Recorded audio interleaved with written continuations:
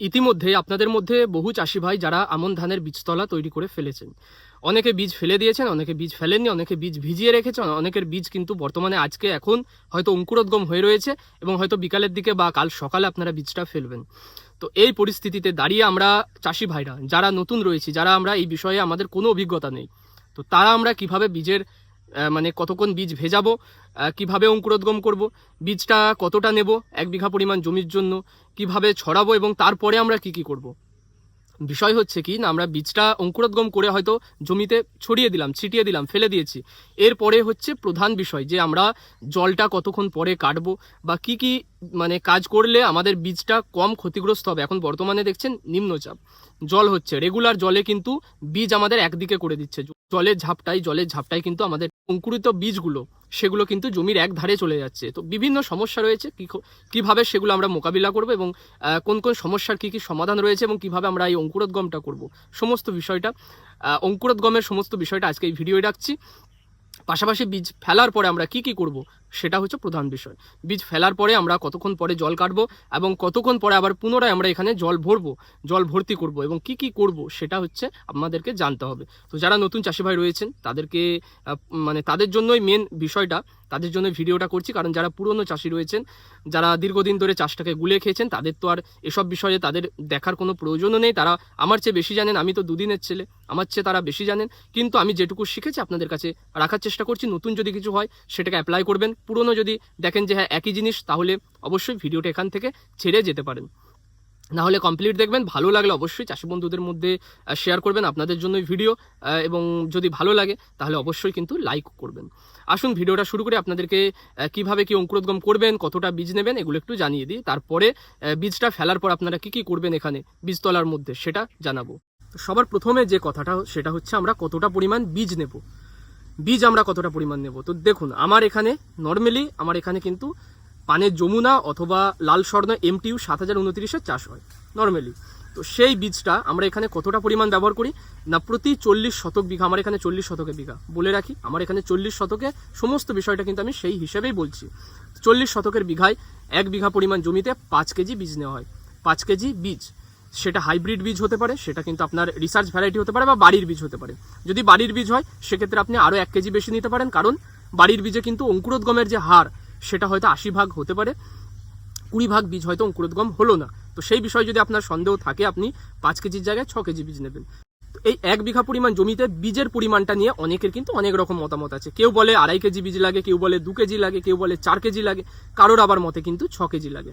আমার এখানে যেটা ফেলা হয় আমি সেটা আপনাদেরকে রিকমেন্ড করব, কারণ আমার এখানে যে বীজটা ফেলা হয় তার যে মানে বীজের যে ঘনত্বটা সেটা কিন্তু একদম পারফেক্ট থাকে। বাড়ির বীজ যেহেতু ব্যবহার করেছি, আমি নিজে বাড়ির বীজ ব্যবহার করেছি, সামান্য অল্প নতুন বীজ ব্যবহার করেছি, সেই ক্ষেত্রে আমার কিন্তু আমি জানি যে আমার বাড়ির বীজ যেহেতু আমার 10 থেকে 15% হয়তো অঙ্কুরোদ্গম হয়নি, বা অঙ্কুরোদ্গম হওয়ার পরেও সেগুলো কিন্তু হয়তো দুটো একটা মিসিং হবে, সেগুলো মারাও যাবে। সেই কারণে আমি কিন্তু রিস্ক না নিয়ে আমি 5 কেজি ব্যবহার করেছি, প্রতি বিঘায় 5 কেজি। বীজটাকে, শুকনো বীজটাকে কি করব, প্রথমে একদিন কড়া রৌদ্রে কিন্তু আমরা শুকাবো। ওর ভিতরের যে ময়েশ্চারটা রয়েছে, যে রসটা রয়েছে, সেটা যেন শুকিয়ে যায়, না হলে কিন্তু ভালো অঙ্কুরোদ্গম হবে না। রোদে দেবো, রোদে দিয়ে কড়া রৌদ্রে কিন্তু একদিন রাখবো, রেখে সেটাকে ঠান্ডা করব। ঠান্ডা করার পরে আমরা একটা পাত্রে, যেখানে আমরা বীজটা ভেজাচ্ছি সেখানে আমরা কিন্তু জল নেব। জল নেবার পরে আমরা বীজটা যতটা পরিমাণ জলে ভিজবে ততটাই জল নেব, বেশি নয়। সেই জলে আমরা কি করব না, সামান্য পরিমাণে হয় ব্যাভিস্টিন, না হলে সামান্য পরিমাণে স্প্রিন্ট বা সাফ, যে কোনো একটা তিনটের মধ্যে যে কোনো একটা আমরা হয় স্প্রিন্ট নেব, না হলে আমরা ব্যাভিস্টিন নেব, না হলে আমরা সাফ পাউডার, তো যে কোনো একটা আমরা কিন্তু ব্যবহার করব। আচ্ছা, আমি যেটা ব্যবহার করেছি, আমার 50 কেজি বীজ ছিল, আমি কিন্তু সেখানে 100 গ্রাম পরিমাণ স্প্রিন্ট ব্যবহার করেছি। আপনারা পরিমাণটা কিন্তু কোনো নির্দিষ্ট নেই, এটা নয় যে আপনি 100 গ্রামই ব্যবহার করবেন বা 50 গ্রাম করবেন বা 200 গ্রাম। আপনার জলটা যেন মানে ওষুধে যেন ভালোভাবে গুলে যায়, ব্যাস এটুকুই। তো আমার বলার উদ্দেশ্য হচ্ছে যে আপনি শোধন করার জন্য যে সামান্য পরিমাণ প্রয়োজন সেটুকুই নেবেন, বেশি নয়। পরিমাণটা কোনো নির্দিষ্ট কোনো কোম্পানি বা কোনো রিসার্চ অর্গানাইজেশন বা কোনো কৃষি বিজ্ঞান কিন্তু নির্দিষ্ট করে কোনো কিছু ডোজ বলছে না। আপনারা আপনাদের ইচ্ছে মতো যতটা জলে গুলতে যতটুকু লাগবে, যদি 50 গ্রামে আপনার জলে গুলে যায় ভালোভাবে, 50 কেজি বীজে হয়তো 50 গ্রাম ব্যবহার করলেন, সেটাও করতে পারেন। যেহেতু আমি কি বলছি না, আপনারা জলে ব্যবহার করছেন, যদি শুকনোই ব্যবহার করতেন সেক্ষেত্রে কিন্তু পরিমাণটা বেশি লাগবে। আবার বলে রাখি, শুকনোয় ব্যবহার করলে এই যে 100 গ্রাম বললাম, এতে কিন্তু হতো না, আরও বেশি লাগতো। কিন্তু যেহেতু আমি জলে গুলে দিচ্ছি, সেহেতু আমার কিন্তু পরিমাণটা কম লাগছে। তো বেশিরভাগ কিন্তু সবচেয়ে যেটা ভালো উপায়, সেটা হচ্ছে সবচেয়ে কম খরচ, সেটা হচ্ছে জলে গুলে দেওয়া। অনেকে কি করেন, শুকনোয় কিন্তু ধানের সঙ্গে ব্যাবিস্টিনটা মিশিয়ে রেখে দেয় এবং তারপরে জলে ভেজায়, ধানটাকে জলে ভেজায়। তো যেটা ইচ্ছা আপনার সেটা করতে পারেন। আমি দীর্ঘদিন কিন্তু জলে ব্যাবিস্টিন বা জলে স্প্রিন্ট ব্যবহার করে তার উপরে ধান ব্যবহার করি। এতে করে কিন্তু শোধনটা মানে কোনো ক্ষতি হয় না, শোধন হয়ে যায়। এরপরে হচ্ছে এই যে আমরা বীজটাকে ভেজাচ্ছি, বীজটা আমরা কতক্ষণ ভেজাবো? বীজটা ভেজানোর যে নিয়ম সেটা হচ্ছে 24 থেকে 36 ঘন্টা। বীজটা ধরুন আজ সকালে ভিজিয়েছি, আমি কাল সকালে কিন্তু সেটাকে আমাকে জল থেকে ছেঁকে তুলে নিতে হবে। যদি আমার 36 ঘন্টা পেরিয়ে যায়, 48 ঘন্টা হয়ে যায় বা আরও বেশি হয়ে যায়, সেক্ষেত্রে কিন্তু বীজটা পচনের একটা ভয় থাকে, বীজের অঙ্কুরোদ্গমটা ভালো হয় না। পারফেক্ট যে সময়, পারফেক্ট যে মানে বীজের অঙ্কুরোদ্গমের জন্য যে টাইমিংটা, সেটা হচ্ছে 24 থেকে 36 ঘন্টা। জলে ভেজানোর পরে সেটাকে আপনি জল থেকে ছেঁকে নেবেন। ছেঁকে নিয়ে পাটের বা চটের যে বস্তা রয়েছে, চটের বস্তা আপনাদের সবার বাড়িতে রয়েছে, আলুর যে বীজের বস্তাগুলো আমরা পাই, মোটা চটের বস্তা, সেই চটের বস্তায় কিন্তু মানে একটা বস্তায় আপনি বড় জোর ওই 20 থেকে 25 কেজি বীজ, সেখানে ভেজা বীজ সেখানে দেবেন, দিয়ে মুখটা বেঁধে পাতলা করে সেটাকে কিন্তু একটা ঠান্ডা জায়গায় রেখে দেবেন। ঠিক আছে? যদি আপনার 50 কেজি বীজ হয়, আপনি 2টো বস্তায় করবেন। একটা বস্তায় বেশি করে ভর্তি করে দেবেন না, তাতে করে অঙ্কুরোদ্গমটা ভালো হবে না। বুঝতে পেরেছেন? ধরুন আপনার যে পাটের বস্তাটা সেটা 60 কেজি বা 50 কেজির বস্তা, আপনি সেখানে ধান বীজ ব্যবহার করবেন কতটা? সেটা ব্যবহার করবেন 20 থেকে 25 কেজি। বুঝেছেন? 20 থেকে 25 কেজি ব্যবহার করে সেটা মুখটা বেঁধে অঙ্কুরোদ্গম করতে দেবেন।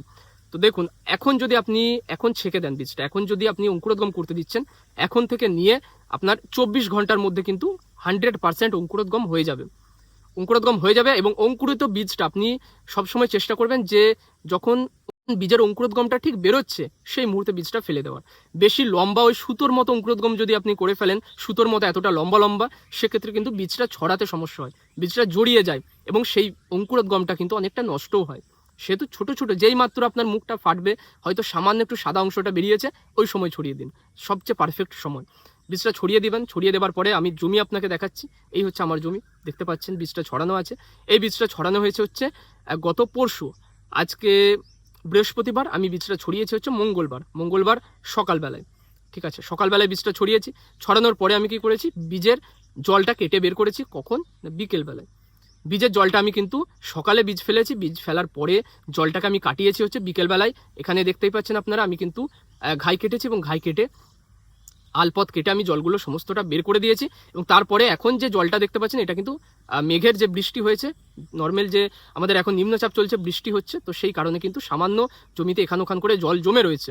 তো সেটাও আপনাকে চেষ্টা করতে হবে ভাবে, কিন্তু যদি গর্ত করে জলটা বের করে দিতে পারেন, সবচেয়ে পারফেক্ট। বের করে দেওয়াটা হচ্ছে ভালো। জলটা বের করে এইভাবে কিন্তু 3 থেকে 4 দিন পড়ে থাকবে। পড়ে থাকার পরে যখন আপনার বীজটা হালকা একটু সবুজ রং নিতে শুরু করবে, হালকা সবুজ রং নিতে শুরু করবে, যদি বোঝেন যে মাটিটা ফেটে যাচ্ছে, তখন জল ব্যবহার করবেন, ঘাইগুলো বেঁধে দিয়ে জল দেবেন। তা না হলে যদি বোঝেন যে সামান্য মেঘে বৃষ্টি হচ্ছে, আপনি এখানে আর এখন জলসেচ ব্যবহার করবেন না। মাটিটা ফাটার ঠিক আগের মুহূর্তে আপনি জলসেচ দেবেন। এতে করে কি হয়, এতে করে কি হয়, আপনি যে অঙ্কুরোদ্গমটা করেছেন কাদায়, এটা 100% সুস্থভাবে বেড়ে উঠতে পারে। যদি মানে আপনি বীজটা ফেলার পরে জলটা না কেটে বের করেন, সেক্ষেত্রে কিন্তু বীজটা গরমে কিন্তু সেদ্ধ হয়ে যায় এবং নষ্ট হয়ে যায়, বীজটা লাল হয়ে যায়, অঙ্কুরোদ্গমটা লাল হয়ে যায় এবং নষ্ট হয়ে যায়। এটা আমি অনেকের দেখেছি এবং এই ভুলটা অনেকে করেন। তাই সকালে বীজ যদি ফেলেন, বিকেলে জল কেটে দেবেন, বা বিকেলে বীজ ফেললে আপনারা কিন্তু 2 থেকে 3 ঘন্টার মধ্যে বীজটা জলটা কাটিয়ে দেবেন, জলটা বের করে দেবেন। এতে করে সুবিধা কী হবে? প্রথমত বীজটা লাল হবে না, বীজের অঙ্কুরোদ্গমটা ভালো হবে, বীজটা ফুটে বের হতে পারবে। তৃতীয়ত হচ্ছে না, রাত্রের দিকে কিন্তু যে রাত্রের দিকে কি হয়, এই সময়, এই বর্ষার সময় বালি হাসে কিন্তু বীজ ঘেঁটে দেয়, বীজ নষ্ট করে দেয়, বীজ খেয়ে নেয় এবং পায়ে করে কাদার তলায় ঢুকিয়ে দেয়।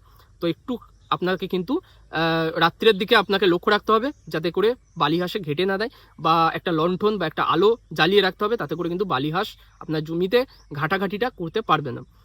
ঠিক আছে? তো এই বিষয়টা লক্ষ্য রাখবেন। রাত্রের দিকে বালি হাঁসে কিন্তু প্রচুর পরিমাণে ঘেঁটে দিচ্ছে, আমাদের দিকে দিচ্ছে, আপনাকে বলে রাখলাম, সাবধান করে রাখলাম, সাবধান হয়ে থাকবেন। রাত্রের দিকে হয়তো 2 বার বা 3 বার ঘুম থেকে উঠে হয়তো আপনি গিয়ে পরিদর্শন করে এলেন, জমিটা দেখে এলেন, তাতে করে কিন্তু বীজটা ঠিকঠাকভাবে আপনার মানে বাড়তে পারবে বা ঠিকঠাক উঠবে। তো এই ছিল আজকের ভিডিও, ছোট্ট করে আপনাদের কাছে বীজ ফেলা থেকে কী কী করবেন না করবেন সমস্ত বিষয়টা রাখলাম। এখন বর্তমানে কোনো ওষুধের প্রয়োজন নেই। আপনারা অনেকে কী করেন, ছোট্ট বীজ বেরোতে না বেরোতে ওষুধ ব্যবহার করে দেন, এটা মোটেই করবেন না, এখন দরকার নেই। আজকে এখানে শেষ করছি। পরবর্তীকালে এই বীজটা যখন 10 থেকে 12 দিন বা 15 দিন বয়স হবে, কী কী স্প্রে করবেন, কিভাবে জলসেচ ব্যবহার করবেন, সেটা নিয়ে আমি ভিডিও নিয়ে আসবো, সেটা দেখবেন, নিশ্চয়ই আপনার উপকার আসবে। আজকে এখানেই শেষ করছি।